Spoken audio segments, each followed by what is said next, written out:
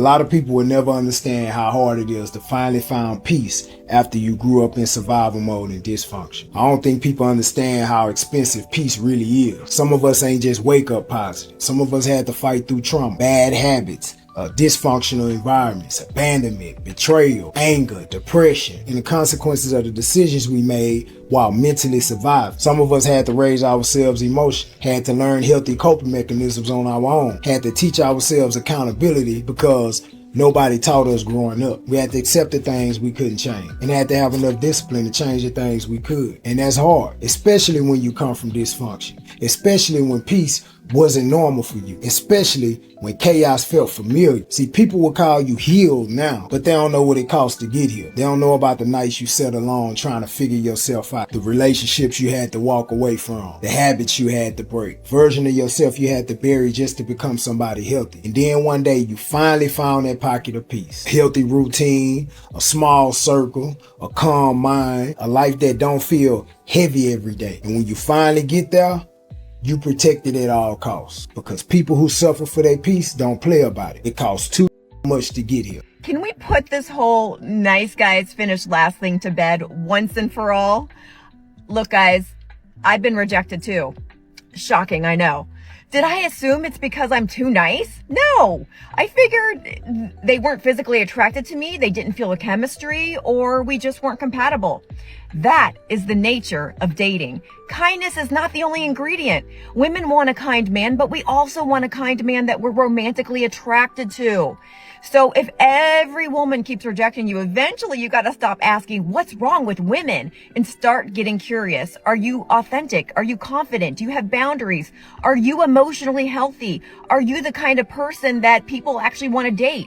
Women get rejected too when we don't tell ourselves, oh, well, he must have rejected me because I'm too nice. No, she wasn't rejecting your kindness. She simply wasn't choosing you for a relationship. Those are two completely different things. So stop becoming bitter because of rejection and start becoming better because of it. And I have one last question, gentlemen. Are you, as of right now, are you the type of person that you would marry? Would you want to marry yourself? If not, that's where you have some work to do. 3 things to never do when approaching women, because these mistakes turn what could have been a yes into an immediate no. 1. Don't use pickup lines. If you're still using PUA tactics from 2019, you're going to lose the girl every time. Pickup lines are so overdone, and often all they do is catch women off guard when a simple, hey, I saw you from over there and I wanted to come introduce myself. My name's Ryan, will take you further than any pickup line ever could. 2. Don't call her out. If she's at work or with a group of friends, you either want to pull her aside or wait for a time that she's solo. A lot of girls will feel uncomfortable or be embarrassed if you compliment them or try to ask them out in front of others. If you can, wait for a better opportunity where she won't feel like others are listening in. And number 3, don't ask for her number until you've given her a reason to want to give it to you. You just walk up out of nowhere saying, can I have your number? 9 times out of 10, you're either going to get a fake number or you're never going to get a response to your text. Instead, build rapport first, and if that goes well, ask if you can have her number so that you can continue it on at a later time. As always, feel free to save this video as a helpful reminder for the next time you see a girl you're interested in. Yeah, women don't chase men just like our eggs do not chase the sperm. Our egg sits and it waits, and thousands of little sperm race towards this egg, and only one gets in. Not because it tried the hardest, but because it was the most compatible for her egg. You see, the egg has receptors. It accepts or rejects the sperm. Millions don't make the cut. Some are weak, some are damaged, some are simply wrong for that egg, not compatible. But that egg does not sit there and beg the sperm to chase her. It doesn't convince the sperm to race towards her. It doesn't pursue. It chooses from what shows up. Which one is most compatible for her? And that's why women should not chase men. We vet them. We sit back and we observe. We collect data. And then we make a decision on whether or not we're compatible or not. Observation, discernment, selection. We're not chasing for attention. We're not auditioning for love. We're not proving our worth. We're not waiting to be chosen. We do the choosing. Women were never designed to chase after men. We were designed to assess them, filter them, and choose wisely from those who approach with effort consistency and compatibility. And that's not playing hard to get. That's just biology doing quality control. So don't be a desperate bitch. Be like your egg and have some self-respect. You know, a lot of these modern women are asking if there are any good men left. And I think honestly and truly, a better question would be, is there still a return on investment? Is there still a reward for men out in the dating market, right? Because you have a lot of decent men out here, a lot of good men out here that are competing, that are trying to get to know a woman, that are going out and trying to see, hey, is there something, you know, that I can do to change myself, to maybe get in good with some of the ladies out here, really trying to change themselves and do things that they know to do, right? But it seems like for a lot of these men out here that are actually good, decent, solid men, they're not even being seen. They're not even being paid attention to. How do you think that's going to make him feel? Imagine hearing, "Not tonight, babe. I'm too tired." Over the course of 5, 10, 15 plus years. That's not just rejection. That's erosion. We talk about how men should be loyal, strong, and self-controlled, but no one talks about what it does to a man who always feels unwanted. This isn't about entitlement.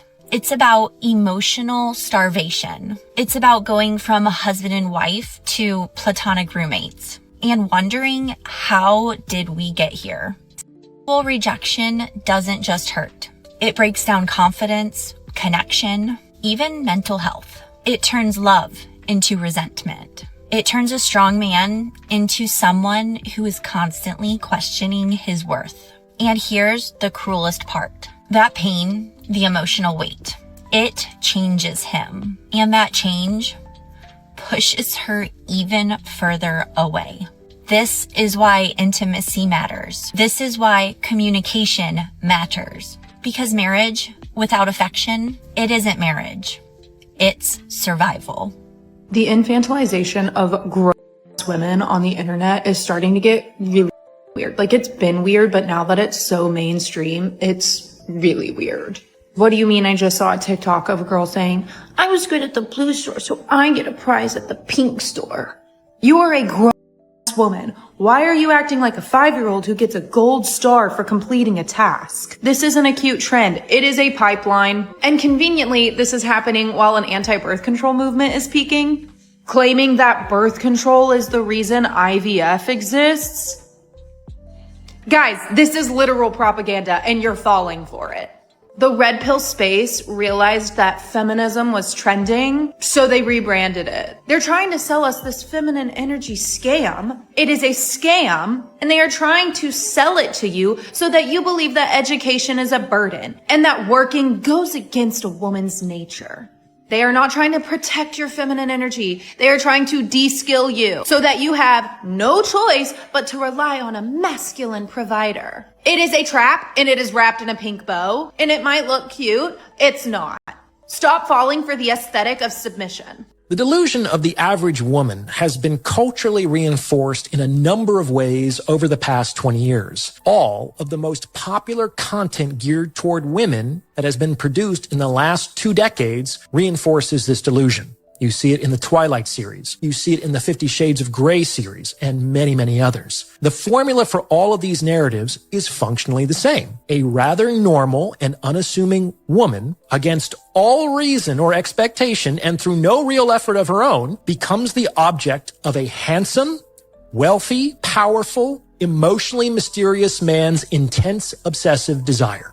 He is everything a woman could possibly want, and he not only simply lays it at her feet, he practically begs her to take it from him. For some reason, this top 0.00001% of a man has decided to forego all of the options that would be available to him and to focus exclusively on this average woman. And of course, this averageness is by design. The protagonist kind of has to be average so that the consumer, who is also average, can more easily project her identity onto the character and experience the fantasy. This is a prime example that men are logical and women are emotional, because my girl wants to get her rest and he like, I don't care, and needs to get that. No. This is what y'all gotta understand. That's the difference. When you living in a real world, the real world don't give a how you feel. So no landlord has ever said, do your stomach hurt today? Do you not feel like we're that? talking about a relationship. It don't, but no, we still talking about the responsibility. The responsibility don't care. Her getting to school don't care how you feel. She got to get dressed to go to school. How you feel don't matter. School has to be attended. So we still talk about how you feel when it comes down to how we communicating and how much time we spending and how good this is. Then how you feel matter. But when it comes to our responsibility, none of our feelings matter. Feelings go off the table, because if they knocking on the door to say that it's time to roll, or your kid is becoming tardy so much that to the point where it's truancy and now they want you to show up to court, how you feel about going to court don't matter. I don't know no nigga that felt like paying for some. I don't know the nigga that got like, yo, you know what? Today is a great day for me to pay for everything they ask, but it's like, it don't matter how I feel. It don't not want to go to work. His hands could be swollen, his feet could be hurting, even busting his ass to make sure that they is what it is, and how he feel don't matter. And very seldom do a man get asked how you feel. How you feel today. They don't get asked that, you know what I'm saying? It's just like, that's what's expected of. A lot of these social situations now is it just a man really doesn't want to take the risk. He really doesn't want to look like a criminal, right? The man says hi to you at a grocery store, or I mean, it don't really matter where it is. He tries to make conversation with you, and you're looking at the man sideways. You're looking at the man like he did something wrong. Literally. I mean, well, yeah, you know, he coming up like a creep. How? I just said hi. Hey, how you doing? Oh, yeah, I don't want to talk to nobody. Well, that's something that you got to work out within yourself. But you also need to work out how to be polite. That's just, I mean, even if y'all don't go anywhere, he don't ask you out. Modern women need to learn how to be polite in general. In general. Woman got mad at another lady for just coming up and saying hello. Just coming up and saying hello. What? I didn't do anything wrong. And then tried to put it on the internet like, oh, why she come over here bothering me? And people down in the comments are like, you look like an idiot. She was just being polite. You need to learn some manners. So on my video about how a lot of men who say they want traditional relationships can't hold up the financial portion of a traditional relationship, I got a lot of comments like this. And if your definition of being a traditional man is just having upstanding character, then that's great. But what I mostly see from traditional lifestyle pushers is shaming people who don't live like they do and lamenting that they weren't born in a different time. And I'm not here to shame anyone who wants a traditional kind of relationship. I think if it's two consenting adults, do whatever you want. But a traditional relationship and holding people to traditional standards has a very specific definition. The woman is the homemaker and takes care of childcare while the man provides. And if you are a man shaming women online for not being traditional enough while you cannot provide for a household, you are living in a fantasy world. And if you could afford to provide for a household, I doubt you would have the problems you do finding the woman that you're looking for. And chances are you definitely wouldn't be angry in comment sections on videos. I would hope you would instead be on a boat, happy somewhere. Because if there's a guy online commenting, a woman's place is in the kitchen, chances are they don't have the money to keep one there. If my man doesn't like it, I'm not doing it. I just saw this girl post about this and it was so true. I used to be in situationships and relationships where I would never listen to them because I'm like, a man doesn't control me, and they would never listen to me because they're like, a woman doesn't control me. What we were missing for one another was respect. It's respectful to care about your partner's feelings and to put it above anyone else. The reason I'm saying put your partner's feelings and thoughts above anyone else is because when you're dating, you're more than likely trying to find the person that you're going to spend the rest of your life with. Now, if you're going to spend the rest of your life with this person and they're going to be by your deathbed at 95 years old, who should come before that?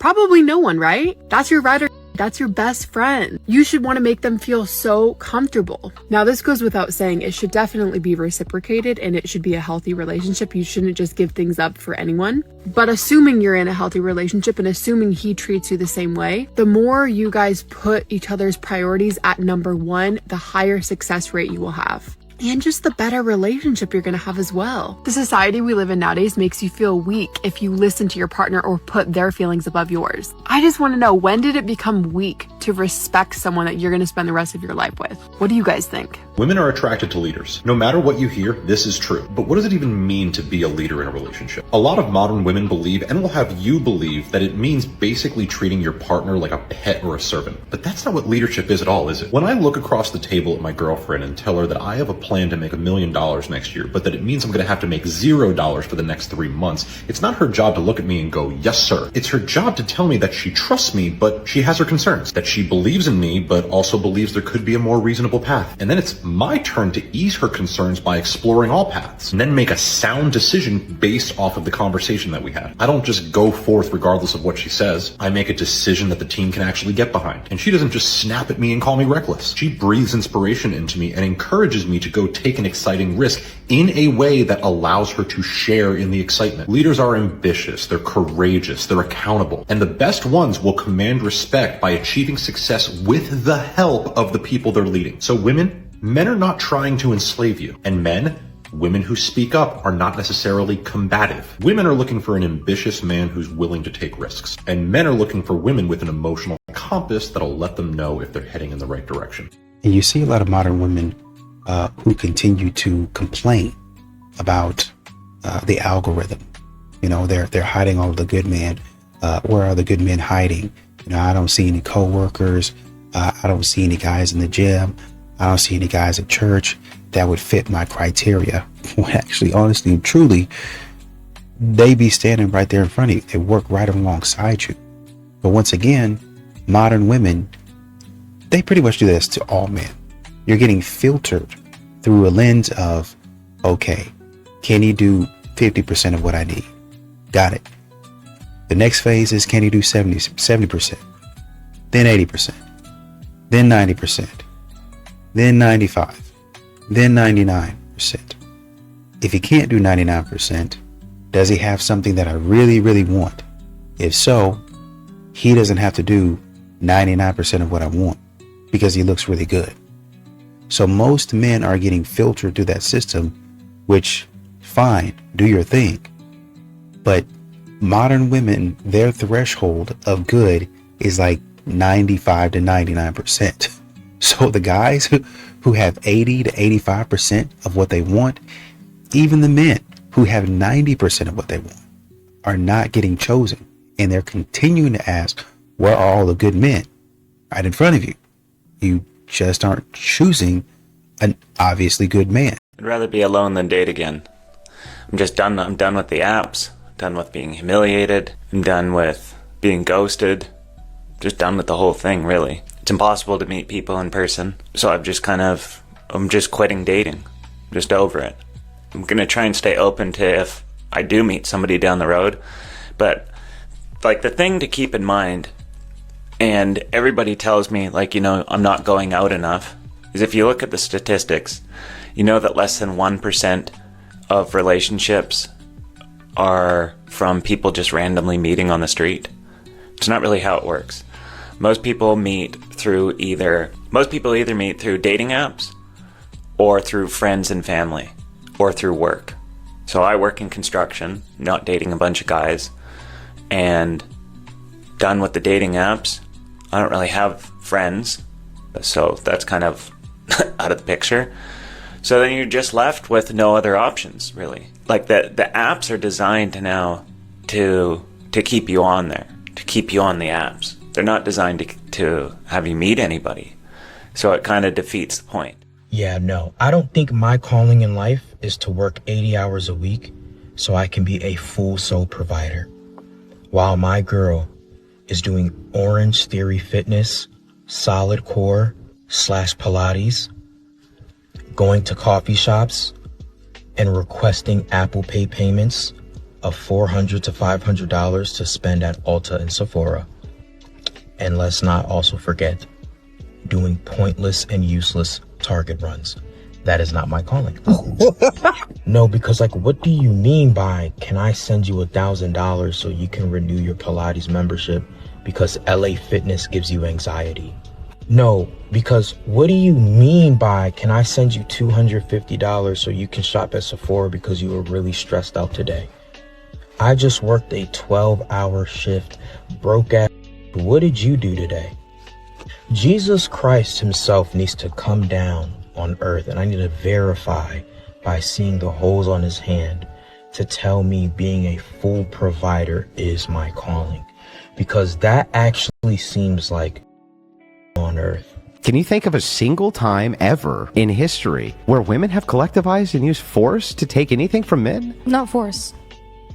And so if that's the case and men have a monopoly on force, you're always going to have to appeal to them to not use it on you. Because here's the dirty truth, and it's brutal, and I'm sorry, but I'm not going to lie to you. I know that if men collectivize in the West and decide to put women in little cages, there's not a they can do about it. So they really have to appeal to the benevolence of men, and all they do is demonize them, and that's crazy to me. So I mean, again, like when I mentioned earlier how that kind of justifies like any tyrannical invading force, do you think there's not a justification, it's a descriptive. The less powerful party in that situation should just appease to the oppressor or the invading force? The thing is that, let me ask you this. If you have somebody who's larger than you are and can beat you up, do you talk to them? No, not as. Why not? So they don't beat me up. They don't beat you up, right? But there should still be some kind hang of... Hang on. Is that a form of appeasement? Well, I just distance myself from this person. So it's not a form of appeasement? But a third party hang on. Answer the question I asked first. Is it a form of appeasement when someone's much larger than you, so you don't talk to them because you don't want to get beat up? Is that appeasing? I mean, you're not really doing anything in that Right. It's not appeasement then. So when we're talking about this, it's not appeasement either. And one more thing I'm going to touch on, because somebody commented and said, what if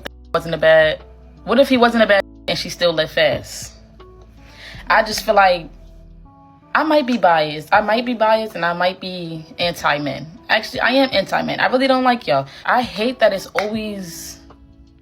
The ball is always in the man's hand. Like, why the is the ball always in the man's hand? Like, oh, when a man is ready to propose to you, that's when you get married. Like, oh, when a man is ready to make you his girlfriend, that's when you become a girlfriend. Oh, when a man is ready to settle down and talk to you, that's when you settle down. And like, why is it always in a man's hands? Like, my thing is, be having good all the time.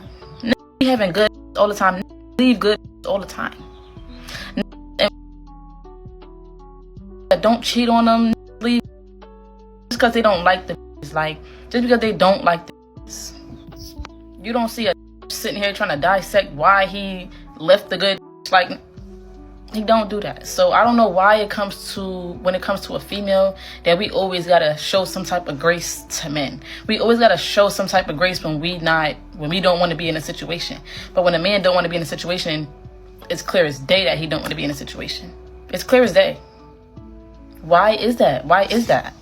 Because what if he wasn't a bad, but you still left? I mean, you still moved on quick. What is wasn't a bad? Like, what is wasn't a bad? I'm confused. Like, are you saying cheating wasn't being a bad? Because for me, that's the bare minimum. It is. That's the bare minimum. Cheating is the bare minimum. So what else is making you a good? Like, what are you bringing to the table that's making you a good? Like, how are you a good? You know, you have these modern women out there, which is kind of wild. They go on Raya and they get rejected. And then they turn around to what they would say is a normal guy, a regular guy. And they punish him for not being elite enough. But you have to remember, you didn't make it past the wait list yourself.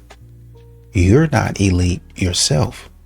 So now you're on Hinge talking to a software engineer, telling him that, oh man, your travel photos lack vision. And I know, from that, you're not going to be a good person. You're a good person, but you don't have the ambition that I'm looking for, right? Even you picking the restaurant, that's mid. That ain't something that, a person of your caliber should be picking. Should you really be concerned about that? Remember, you thought you were going on Raya. You thought you were going to get on Raya for the elite experience. I'm going to find me at the very least, a D-list actor. But you can't even get in the app. So because your head is blown up and you ain't have no self-awareness, because you think, oh, I'm just the best, which a lot of modern women do. Good for you, for your confidence. But maybe at some point in time, you should say, hey, Maybe the software engineer is my speed. Maybe the software engineer is a little bit better than I am. Maybe he's actually elite because he's handling his business and he's making a little bit of money while doing it. But modern women will never say that. I remember what the Bible said about women and you know, like the evil spirit, what the Bible says about the Jezebel spirit and, you know, things I see that women do, things I know and heard that women do. The paternity issue, how these women lay next to a man for years, looking a kid in the eyes for years, knowing there's no relation, how good men get stomped out, how kids are just used for a check. I've come to the conclusion that I think women are just pure evil. Like, I really think women are just pure evil. Women are naturally evil beings, I believe. And only a woman who's honest about our natural nature of being deceptive can change it. Like, for example, I know that naturally there's a selfish, gimme, I want that type of way about me. So, about people, period, but especially women. So if you can't be honest and say that that's in there, then you can't deal with it and address it. And so I've noticed that the women who say they're the dopest, they're the this, they're the are usually the worst, because you have to acknowledge the beast in you in order to tame it. And so I really just think most women are naturally evil, period. I just think they're evil. And not even just how they deal with men and kids makes them evil, but how they deal with each other. Women are so jealous, deceptive, conniving. Like, you can just feel the evil when you are in the presence of certain women. You can walk in a room and you just feel the daggers. You just feel that demonic spirit. Women are evil. I don't care what nobody say. Women are untrustworthy, deceitful, demonic beings. I said what I haven't been here the whole time, so I apologize Sure. if this question's been asked before. Sure. When you say women deserve less, is that from you or the majority of men, from the world? I think men need to stop simping on women. I think it's a problem. So when I say women deserve less, what I mean by that is guys need to kind of go into a relationship and make women earn their validation and resources and everything else that comes with being in a relationship. So I'm confused how women needing to show their worth equals them deserving less. Well, the thing is that a lot of women are very entitled and they think, oh, I'm just here. You know, I want you to do X, Y, Z. And I need guys to basically understand their value and make women earn that validation, because the problem is, thanks to social media and dating apps and everything else, women have an abundance of options. And if you're just another sucker that's going to be a nice guy and spend your time, resource, energy on her, you're not going to differentiate yourself. So guys need to kind of go into relationships with a little bit more self-respect and give them less, especially up front. Okay, so the statement women deserves less is to encourage men to make women believe they also deserve less? Well, I think it's pretty much instilling a relationship dynamic where the woman needs to work to get his validation. She's just not going to get it for just existing and having a. So they still deserve good things, but only if they are good themselves. They got to earn it. Yep. Okay. That's what it comes down to. I'm all for men treating women nice and, you know, obviously paying for dates, taking them out, committing to them. I'm all for that, but I think that most women simply don't qualify for that because a lot of women have bad habits. A lot of them are rude, obnoxious, masculine. These are things that guys should be looking out for to avoid. I agree with him 1000%. They think that men should just bow down to them and do whatever they want. And as a result, they can just treat you however. When women actually start to get serious about settling down, they often don't target attractive men. This is because attractive men are too hard to wrangle. So when women are really serious about getting married, they often target less attractive men because boy, oh boy, are they easy pickings. Orion Terraband might be the most dangerous man in the relationship advice space because the other guys look like grifters, but Orion wears a tie, he speaks softly, and has licensed psychologists next to his name. So men trust him. He says when a woman's youth fades, she stops going after attractive men and targets less attractive ones because they're easy pickings. He's telling average guys to their face that they're a backup plan, a woman's consolation prize when her looks run out. Let me tell you why a licensed psychologist knows this is false but says it anyway. The research is called assortive mating. It's one of the most replicated findings in all of relationship science. A 2023 study in Nature Human Behavior looked at millions of couples across more than 100 traits. And people don't pair down. They pair with partners similar to them, similar values, similar background, and yes, similar attractiveness. The correlation for looks between partners is consistent and positive. People match within their own range, both men and women, and they always have. A woman marrying a man at her level isn't settling. She's doing the exact same thing most human beings do, including the men Orion is talking to. The data shows that the marriages that last are the ones built on real attraction and real connection. So ask yourself, why would a trained psychologist push a theory his own field has already disproven? Because fear sells. A man who believes he's a backup plan stays insecure. You don't ever have to be someone's backup plan. The men who build real attraction get chosen on purpose for who they are. Okay, so I have a few minutes before my friends come. We're all going to the beach, but I just wanted to tell you something that happened to me that literally made me have a little bit more faith in men. So last night I was at the grocery store with one of my best friends, and I saw this guy at the checkout. We briefly made eye contact, and then I kind of just kept going, and he checked out, and that's it. So we get out to the parking lot, and I noticed he was standing outside of his car, and I could see him. But again, didn't say anything, made eye contact. We put our groceries in the car, and then I went inside the car. I'm kind of known to be a space cadet and just in La La Land half the time. I don't really pay attention to a lot outside of my bubble. So when Amy went to go put the cart back, he went up to her and was talking to her and asking her a couple questions about me. So she goes, why don't you go ask her yourself? So he comes up to the window, and mind you, the car is off, so I can't even roll it down or anything like that because I'm still waiting for her to get back to the car. So I open the door and he's like, hi, I noticed you inside. I thought you were really pretty. I wanted to give you these. He hands me a bouquet of flowers and was like, oh, do you like these? Do you like them? And I'm like, oh yeah, they're beautiful. And he said, well, would you be interested in going to dinner with me?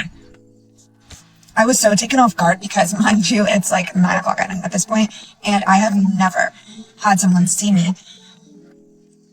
linger around, come up to me, and then ask me to go out to dinner. Kudos to that guy. Nowadays, it's just let me get your snap, which at my age, I'm not doing. Or it's just, guys will be oh, we're too intimidated.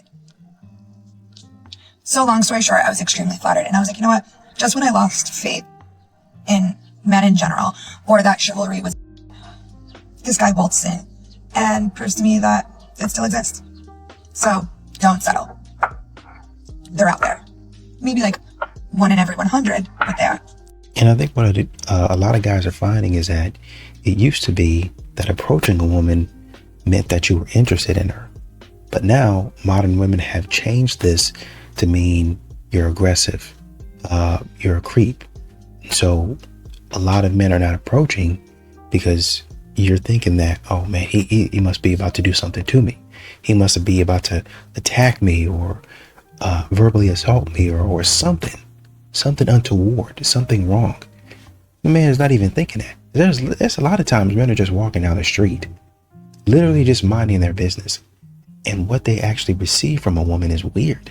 The looks, the body language, and the man might just say, hey, how you doing? And keep on walking.